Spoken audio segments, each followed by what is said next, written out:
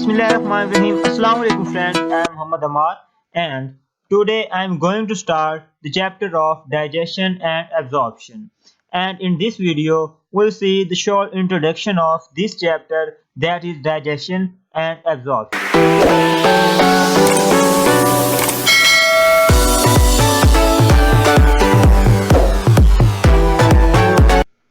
So let's start. What is digestion? Actually, the digestion is the process in which the large insoluble food molecules are break down into small water-soluble food molecules.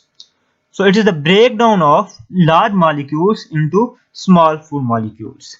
And the absorption, it is also the process that is when the food is digested or the product of the digestion are absorbed in the bloodstream, which have to transport to rest of the body. So the absorption is the process by which the products of the digestion are absorbed by the blood to be supplied to the rest of the body. So digestion is the breakdown of large food molecule into small soluble food molecule, and the absorption is the process in which the products of the digestion are absorbed in the blood and then transported to the rest of the body. The process of digestion and absorption in animals or mammals include the first of all the process include the ingestion, that is the eating, then the peristalsis, the involuntary skeletal muscular contraction that move ingested nutrients along the digestive tract. Then the segmentation, this is the mixing of contents in the digestive tract. And then the secretion, the release of hormones, enzymes and specific ions and chemicals that take part in the digestion. After that, the digestion takes place, the conversion of large nutrient particles into small particles or the small soluble molecules. And then the absorption, the passage of usable nutrients molecules from the small intestine into the bloodstream or the lymphatic system for the final passage to the body cells. And then the defecation, the elimination from the body of undigested and unabsorbed material as a waste. So these are a process which involve during the digestion and the absorption. So gastrointestinal motility and its control. The mammalian gastrointestinal tract has the same anatomical structure along the entire length. From the outside inward is a thin layer of connective tissue. The outermost layer is the serosa, then the longitudinal smooth muscles layer and circular smooth muscle layer, and after that the muscular layer is the submucosa. And then the submucosa contain connective tissues, blood and lymphatic vessels, and the mucosal faces the central opening which is called the lumen.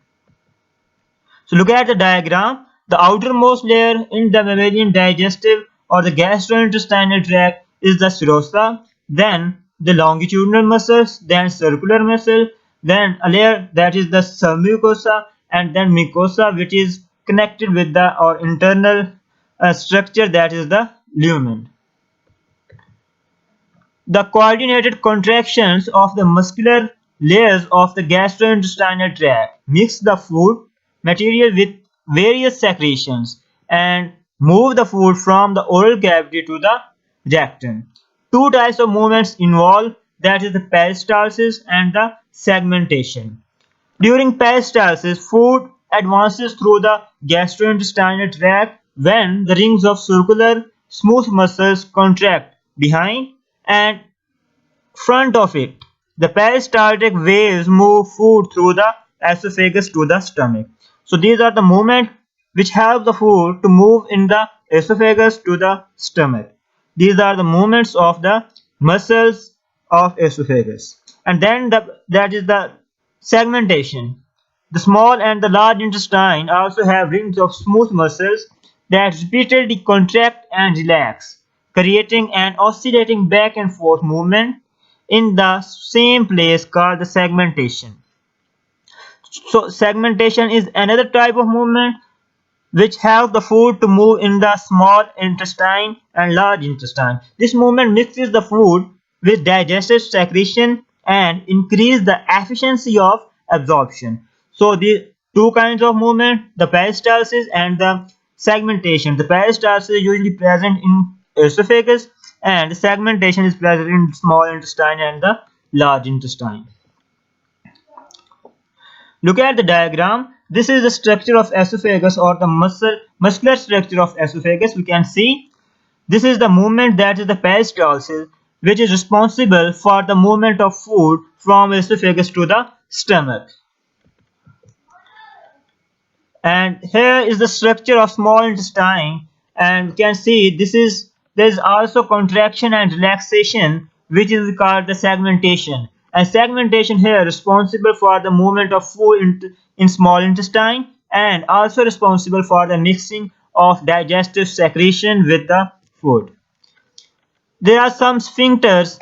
They also influence the flow of material through the gastrointestinal tract and prevent the backflow. The sphincters are responsible for the control of movement of food in the gastrointestinal tract and also prevent the backflow of food in the gastrointestinal tract.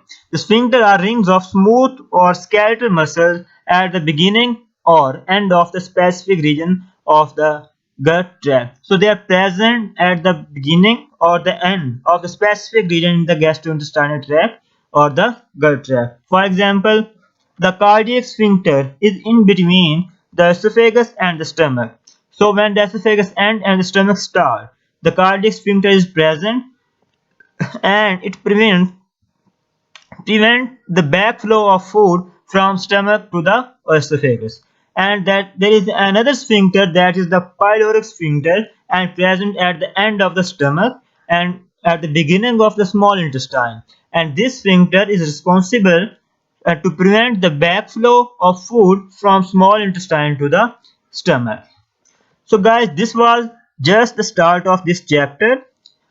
In the next video, I will start the digestion and absorption in the oral cavity. Thank you so much for watching this video. Please subscribe this channel to watch such videos.